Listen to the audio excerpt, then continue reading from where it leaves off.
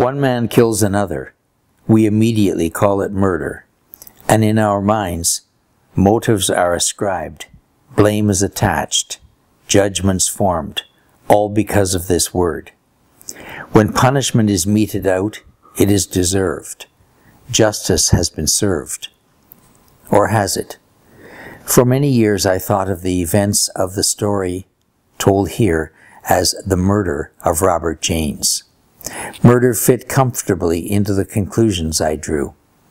But slowly I came to realize that this was not a murder. It was a killing, and they are not the same. I lived in the Arctic for 50 years, and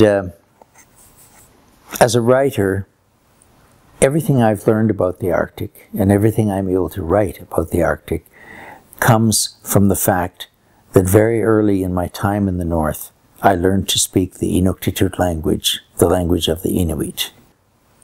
The book I have written, Thou Shalt Do No Murder, subtitled Inuit Injustice and the Canadian Arctic, is a story, a historical story, and it's the result of a great deal of archival research, but it started out with stories that I heard from the Inuit in Arctic Bay and Pond Inlet. Stories about a killing that happened there in 1920 and the subsequent trial for murder of 3 Inuit in 1923.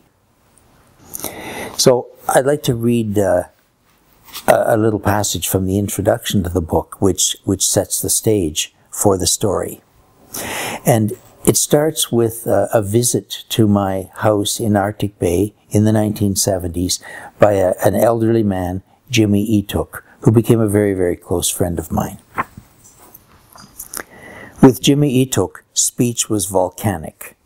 Words rumbled with increasing volume from a spot deep within his ample girth until they erupted with reverberations that filled my small living room.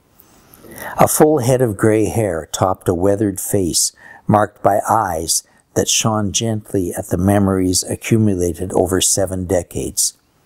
He had come to tell me stories and had begun one that required him to abandon his usual levity, for this was a tale of events that changed forever the lives of his people, the Inuit. The Kadlurnak, the white man called Sakulmiak, had been too long away from his own people, he began. His ship didn't come, and the other white man, Kapitekuluk, refused to take him south.